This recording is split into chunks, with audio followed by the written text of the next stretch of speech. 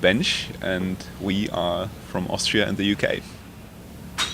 Yeah. I don't really know where to start because we've been on the road for about 2 weeks now, and the whole experience has been jam-packed with crazy adventures and old school rock and roll dreams come true, in a way. Especially in Austin, which was absolute madness. You know that you were down there as well. I think if I would have to pick one highlight, it would probably be being shut down with our guerrilla gig in Austin City Center by 7 policemen. That's one of the highlights, anyways. It just kind of felt like we're really overstepping the law and still come out on top. Yeah, it was very positive. I think it was, yeah. I mean, we had such a big spectrum of shows that we played. Some were jam-packed clubs, you know, sometimes we were playing to 3 people, as happens, you know, with that kind of setup and that kind of festival run.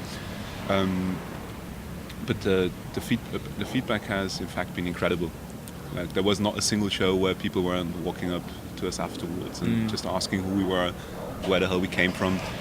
I say Austria and the UK, right? We're actually from Austria, like Vienna and Cardiff, Wales is the second home base. So this in itself is such an unusual combination, and in combination with the music that we play, I suppose it just gets people interested. It's not too tricky, you know. It's not too tricky. It sounds a lot tougher than it is. I mean, it's as we were saying before as well. You know, it kind of instigates some sense of urgency and injects some sense of urgency into the whole process, which I kind of need that structure to be able to get things done, you know. I think we all do, and it's kind of nice, you know. If I'm over for 5 days, we've got goals to achieve every day, you know. It's really efficient like that, actually, you know, in a true Austrian fashion. Yeah, it's also, I suppose, like with many other things, it's you just really have to want it, you know. If you want to do it, then you can do it. It's just working out the logistics, but it's worked out well so far. And for us, it's not an obstacle really by now. I think it adds to the whole package. It adds to our work process. It adds to everything really that we're able to integrate the atmosphere of Central Europe and the atmosphere of the UK into everything. If you ask about influences, then I would probably say Velvet Underground, early Animal Collective. You know, it's just that kind of ballpark where people are, you know, that kind of bands, you know, that have one foot in the experimental realm, but at the same time manage to write really catchy music, I suppose. What advice would you have to bands who are traveling around and doing what you're doing? Dude, just ask, because that's all that we've done on this, you know. And it really helps if you've got the CDs. It really helps if you've got, it just helps if you're up for it, you know. But just ask, because I mean, when we were in Austin, the stage we wanted to play was the Brooklyn Vegan. You know, we walked past the Vegas Hotel pretty much every day. You know, we looked at this lineup, we looked at the Brooklyn Vegan. You know, there's always something that we wanted to be involved with.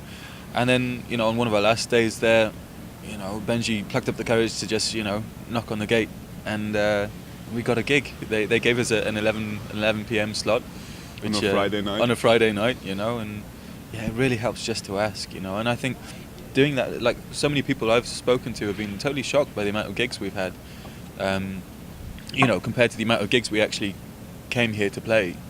That actually, yeah, and they've been totally shocked by it. But if you just ask, then yeah, it seems to be the way around here.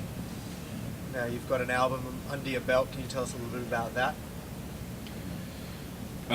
Yeah, the album's called Clues, and we started releasing it in Austria and Germany, and just a couple of weeks ago, on March 6th, the whole thing went out worldwide through the usual channels, iTunes and everything. And this is our opening gambit, I suppose. It was quite a lengthy production process.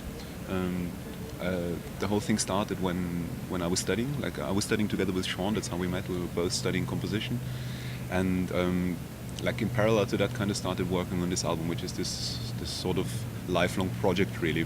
So this is like a really, really big thing for us, of course, as it would be for any artist, I suppose. You know, and you probably know the saying that you have a lifetime to write the first album, and then you have about two years to write the second.